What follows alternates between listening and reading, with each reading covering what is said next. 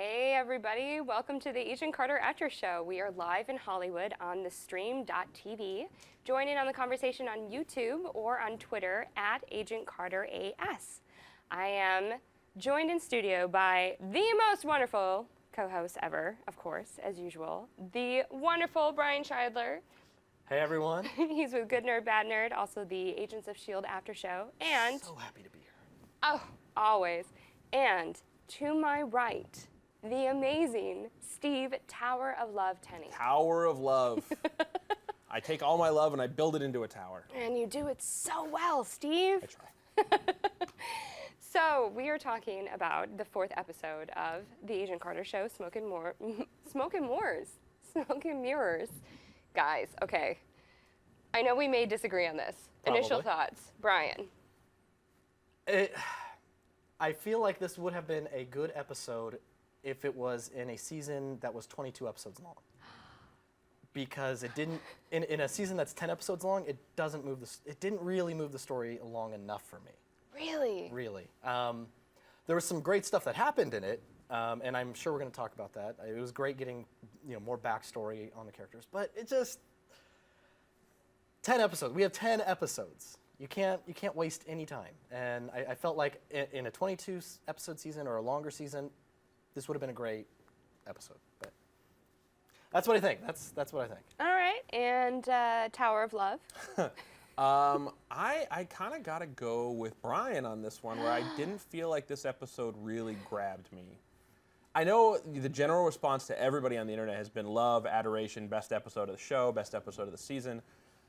I get where they're coming from. It just didn't feel, like Bryan said, it didn't feel like we advanced anything, and we don't have a lot of time. We're already close to halfway through the season, and at this point, Peggy really doesn't have that much going on. It wasn't there for me. It wasn't there. All right. Well, let's start at the beginning. We had, of course, the incredible juxtaposition of Peggy Carter's childhood with Whitney Frost, aka Agnes. I actually loved it. I had my issues, obviously. I did like how the evolution of Peggy was bookended with her wanting to be a knight. I get that feeling. I used to play knight in my backyard too. And then, she sort of conformed to what society told her she should want, which is the quiet life, the husband, whatever else. And then, she moves on to doing what she's supposed to do, her purpose of going back to being essentially a knight. She goes to being a spy. And Whitney's just broke my heart the whole time. The whole time it broke my heart. And, seeing this young woman who had so much potential and against all odds was, pushing herself forward and creating incredible things to constantly just get beat down. Well, there's something about a sympathetic villain. Yeah. When you know how they got there and you know why they're like that, and you can sympathize. They're like, in her shoes, I could see doing the same thing. Yeah. I would do whatever it took to survive, and I feel like what they're trying to say is, you can't judge her too harshly. She's doing what she has to survive. Absolutely. I think the key word there that we're looking for is survival. We talked about this personally off the air, but Whitney's mom is getting a lot of garbage. Yeah. And ultimately, she is trying to teach her daughter to survive. I feel like maybe unfairly, she's getting the hyper-negative response of the internet, which is what the internet does. Yeah. But she is trying to teach her daughter to survive in the way that she has figured out how to survive. So you can't, I feel bad for Whitney. I feel bad for her childhood. Obviously, it's horrific what she's experienced. So, yeah, I just, it makes her more understandable, definitely. One thing I liked is when they show her and her brother, and he says, well, I'm the one who actually got you the recommendation because this is what you're supposed to do. This is the real Peggy. And something I thought of, which leads to the next topic, is does she not ask for permission now? Because she went through enough in her life where she had to make decisions for somebody else. When he was saying, well, we decided that we weren't going to do this. Do you think maybe that's why now she's like, well, I'm not going to ask permission. I'm just going to do what I need to do? Well, I think Peggy's achieved a certain level of status within her own mind to feel like she trusts her will and she trusts her decision-making abilities. Whether that has to do with her history of being engaged and having a husband to be who was essentially making all of the calls for her, I don't know if I'm willing to go that far yet. I feel like it's more of an internal. Peggy has recognized her value and recognizes her her ability to make those decisions and trust those decisions. Well, piggybacking off that, she trusts her gut. Yeah. Her gut was join the SOE, but she's like, but I'm engaged. I have to do this now. This is what society wants. But her gut was, no, you have so much more to offer. Do this. And she's been following her gut, trusting Howard in season 1 and trusting that he was innocent. And in season 2, now there's some really shady stuff happening within the organization. So I need to trust my gut and go a little off the books. Speaking of which, gloves are off, man. Absolutely. This episode, when she She went Jack Bauer. yeah, Big time. she engaged in, shall we say, unsanctioned torture, is I believe how you described it earlier. Yeah, Woo! definitely. I loved the moment when they had Hunt, and he's like, well, what do you intend to do with him? She's like, well, I'm just gonna kill him. Like, you know, the sky is Absolutely. blue, the grass is green, and I'm gonna kill Hunt. And she had no emotion about it. She had no emotion when she was torturing the guy and telling him that he was dying of malaria. Do you think that she's almost going too far in the extreme, or do you think that this is Peggy finally getting to fully be Peggy? I think it's Peggy still being Peggy. There is a line she won't cross. He was never in danger of dying. Never. Not from her. Yeah. But a little psychological warfare, a little, messing with his head. That is totally fair, and Peggy knows that. She knows, like, I am not doing anything to him that is going to hurt him. He's going to be uncomfortable, but it's the story I'm spinning, and that's why I think Sousa is on board. Yeah. And because in Sousa's mind, he also knows something shady's going on. So he knows he needs to let Peggy, and this is what we've been seeing the entire season. He knows he needs to let Peggy do her thing, and he needs to be on the sidelines, saying, oh, Peggy, you can't do that. Really, you need to do that, Peggy. It's the public officially saying, the public image of saying, the SSR does not sanction what you've just said or done, but legitimately you need to go do this. Yeah. I think I fall somewhere in between these two. I think Peggy definitely has that line, but I really genuinely feel that Peggy's line is wandering every week. She's starting to realize that it's going to take more and more action to eliminate these threats from the national security, if you will. And she, of course, you're right, she does have the line. She is basically mentally manipulating this gentleman. But I'm not sure Peggy, World War II era Peggy before that would have taken that step. I think her line is wandering. And eventually she will get to the point where she is full-scale Jack Bauer, like I was saying, Man, and willing to, take that next step and go further than she probably should, further than the average person would. I think it's come. All right. I love it. Well, let us know what you guys think. Join in on the conversation either on Twitter at Agent Carter AS or on our YouTube chat. We'd love to hear what you guys think. Is Peggy going off the rails, or is she just in the right place?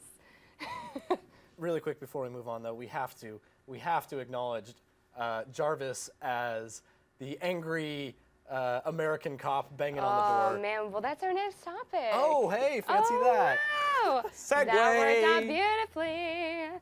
Yeah, let's talk about how Sousa and Jarvis are really taking it up. I mean, Jarvis is becoming a legit field agent, and Sousa is, instead of playing chief and hanging back and saying, you can't do this, or that's great, he's getting his hands dirty like everybody else.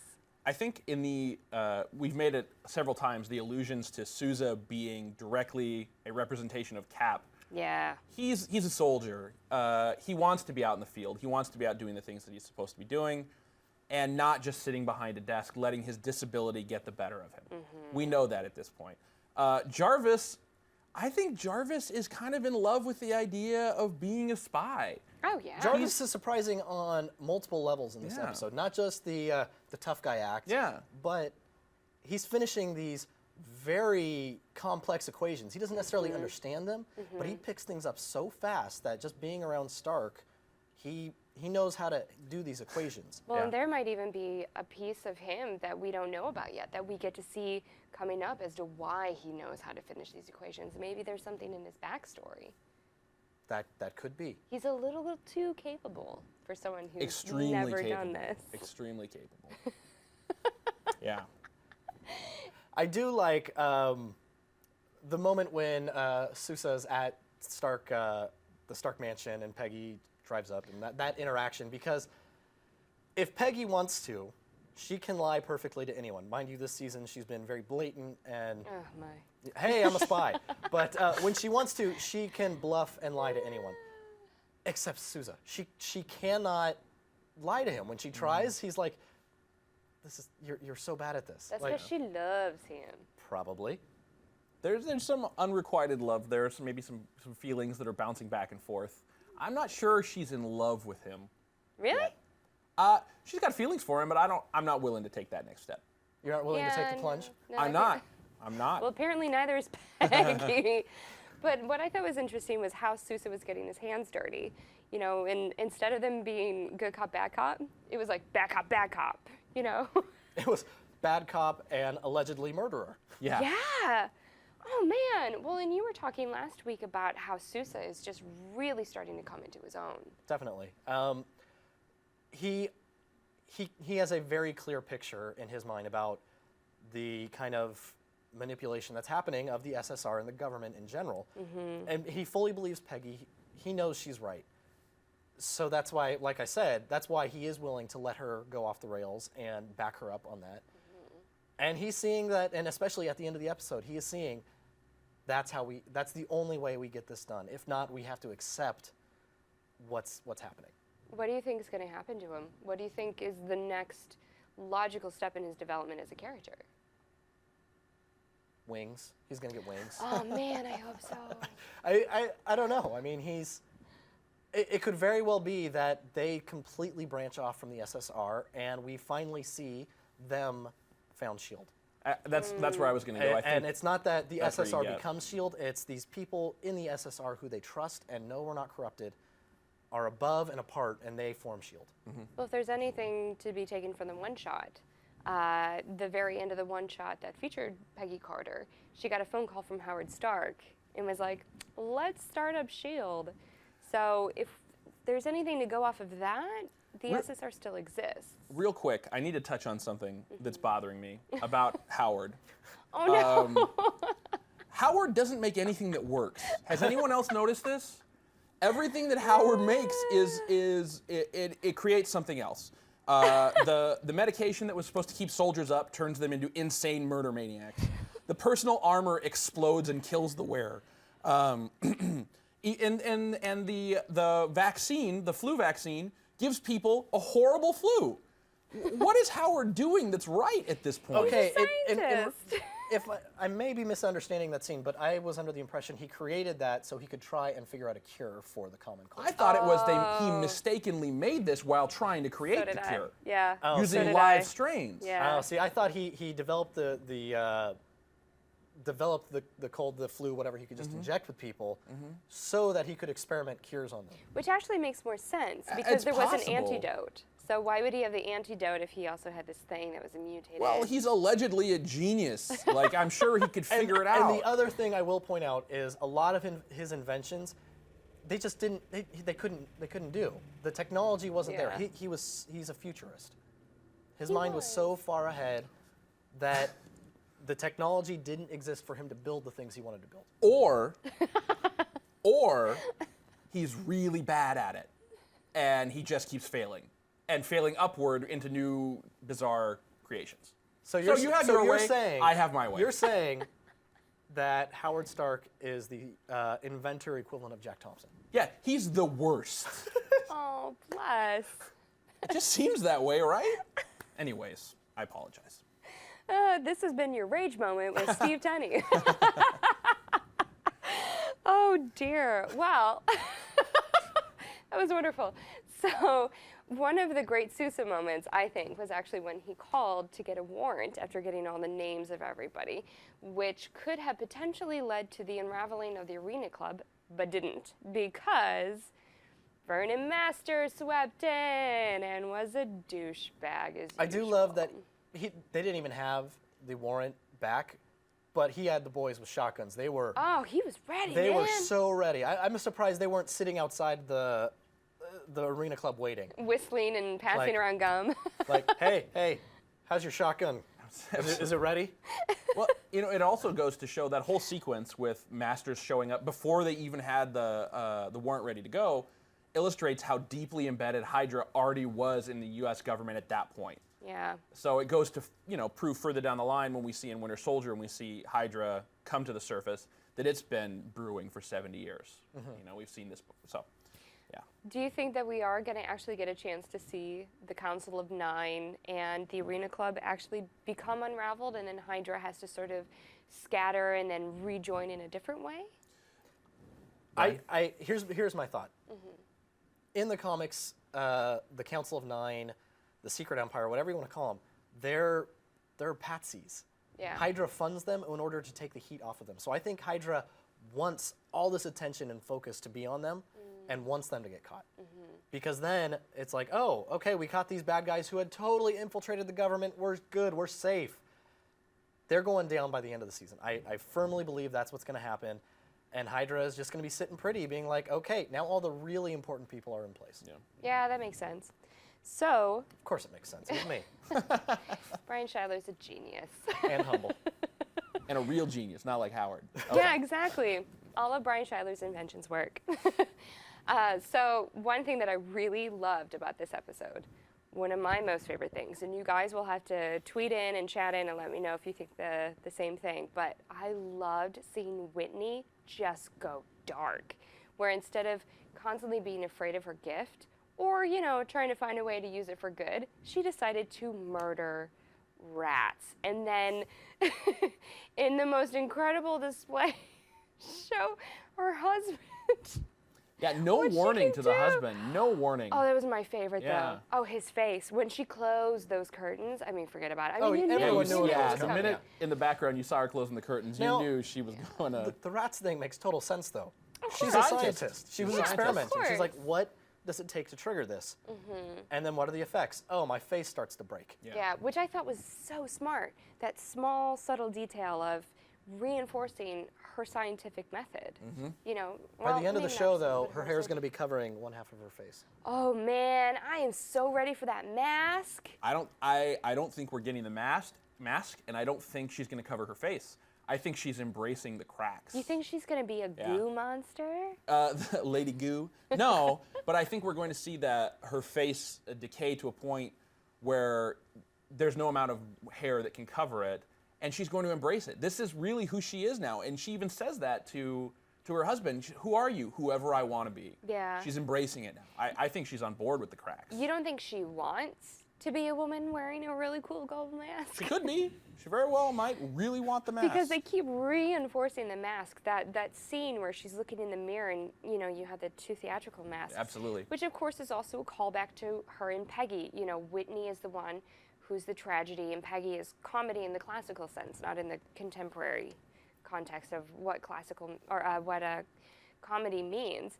So I get that, but I honestly think it's coming. She's gonna have that mask. I swear to God. You're laughing at me. It could very well be that she does get the mask in very much a similar way that Daredevil gets his costume. And I think we've talked about this. Yeah. And actually, I would be okay with that because that means we get to keep her as a character. Yes. Oh, she's so great. No I more think one I and think the dones, more Yeah. of these well-rounded characters that we get to keep and that the villains aren't killed off, it's just going to be better for the series. And maybe that would open up to kind of the larger who she is, not as Whitney Frost, but as Madame Mask, and the daughter of Nefaria, and that world. I want to see more about her inventions and getting to see her as a child fixing the radio. In her notebook, Did anybody take a look at that notebook? Yeah. Is that potentially an arc reactor? We hear Wilkes talk about it at the beginning of the episode. He says whatever this is that she's creating could do 25 times the amount of power that anything is capable of right now. It sure seems like she gave Howard the basic concept for the arc reactor, which, again, Howard maybe he's not the guy he is the guy we think he is, but I'm just saying, you know, it sure seems like he's appropriating this information and moving forward with it. The question would be, what was their relationship? How did he? I mean, it's Howard. He's with starlets all the time. Yeah. So, Yeah. But because he did have that stained glass of an arc reactor, That's which what I could was have gonna just point that out, could have yeah. just been an Easter egg, but it was such a prominent thing in that heavy- room. It heavy. focused on it. Yeah. It wrapped They really focus wanted right us into to be like, hey guys, arc reactor. Yeah. Well, so and then the other thing, it's possible it's a completely different design. It is. If we go back to what Wilkes told us about the Manhattan Project, Isodyne was testing something different, and it created the dark matter. That could be what, or didn't create it, but it breached the discovered dimension. it. And Yeah. Cracked. it could have been those drawings could have been what she was working on. That's Instead of an actually- arc reactor, That's very it's true. a separate type of power source. That's actually, yeah. It's a good point. The thing that I love about her character, and this is what makes a good villain, obviously, is she thinks she's doing good. She's doing terrible things, but she's trying to create an energy source. Yes, it can be used for weapons, it can be used for anything else, but I think she legitimately thinks that she's doing good. You know, and then where's that line? You know, because she and Peggy both think they're doing good. Who's actually the good guy here? I mean, we know who the good guy is, but Well, don't they say, winners write the history? yeah, The victors write yeah. the history? Yeah. Yeah. Well, on that note, we'll be right back with your fan questions. Make sure to stay tuned to theStream.tv.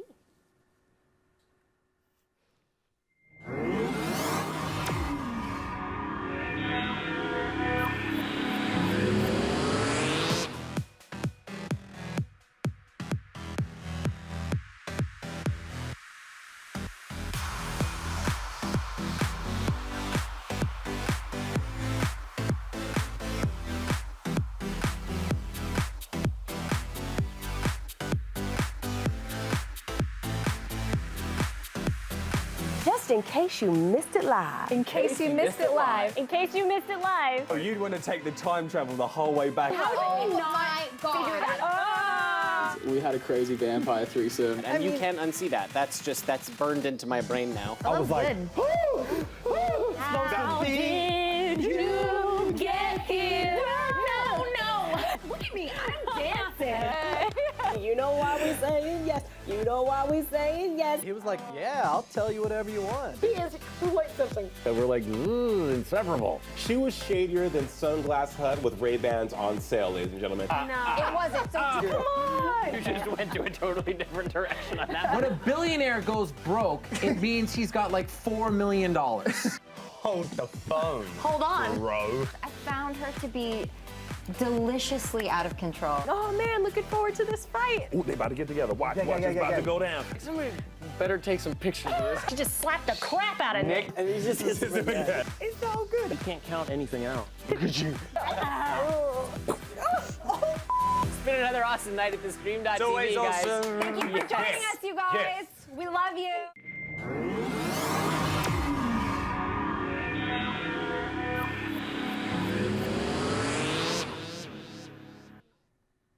Welcome back to the Agent Carter After Show, everybody. Thanks so much for tuning in, and make sure to subscribe on YouTube and check out the website, theStream.tv, so you can see articles and blogs and our recap videos. So we're gonna go to the interwebs and see what you guys have for us. Take it away, Tenny. We are going to @Hannah_Connell.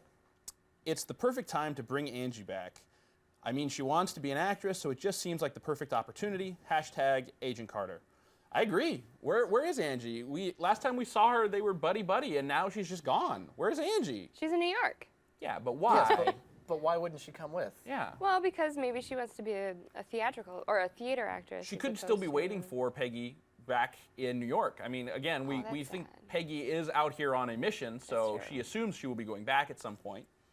So perhaps she's just so waiting. we want her in season 3. Season 3. Season Bring 3. back Angie. Actually, that'd be great. All right.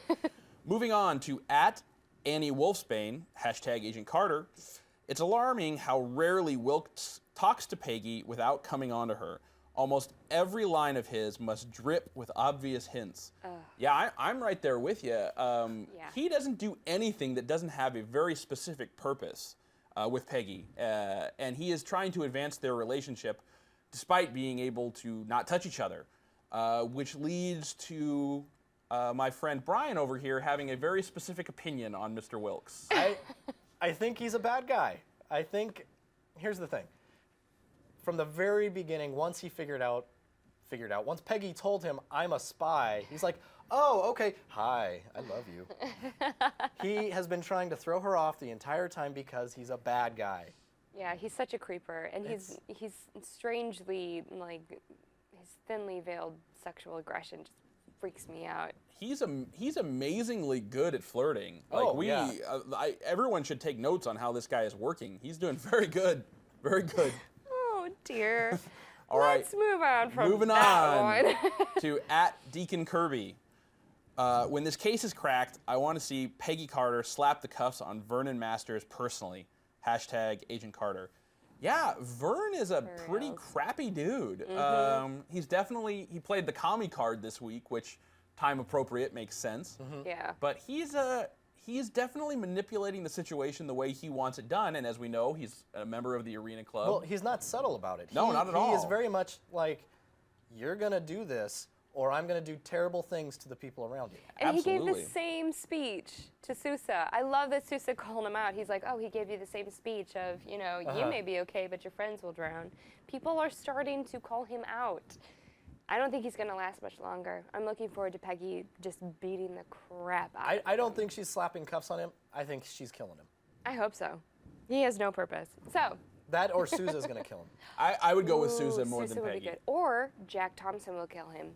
That would, you have no idea how much that would make my day if we actually saw Jack stand up and do something morally right without provocation. Like, just do it because it's the right thing to do. Yeah. Without thinking, oh, I need to Where take is this credit going to for get this. me? Yeah. Yeah. Exactly. Yeah. Jack, just stand up and do it. And he knows Vernon. We saw that last week, that he's got an extensive history with Vernon. A nice, long family So relationship. come on. He's got daddy issues. Do it, with Jack. Vernon. Do it. And what do we have in terms of our live chats? In the live chat, this is from MS_scenic design, no relation. This is going back to Jarvis. I didn't think Jarvis was doing the equations. I thought he was writing on the chalkboard for Wilkes. So that actually does make a lot more sense That's a that valid Yeah. point. Wilkes was dictating stuff, Jarvis was writing it down, and then that's why he was checking to see if he got it right. But in order for Jarvis to actually be able to dictate something correctly, he has to understand the context of Yeah. what he's writing. So Basic I think understanding is it's kind of a Mix I think of both. it's a mix he of has, both. He has yeah. to know the jargon and the terminology of the mathematics, but it does make a lot more sense that he was having it dictated. to him. Yeah, I think eventually he's gonna branch out and just solve everything. It'll be Maybe the Jarvis show. Jarvis is yeah, the key. he creates his own thing. His Let's see it. own disembodied voice. Let's see it. I don't know. Well, thank you so much for joining us today. Make sure to subscribe to theStream.tv here on YouTube. Check out the website, theStream.tv, so you can see all the awesome articles and videos. And tweet at us all week long at Agent Carter AS or using the hashtag Agent Carter AS. I'm Stephanie with Bryan Scheidler and Steve Tenney. Have a great week. Thanks, Bye. guys.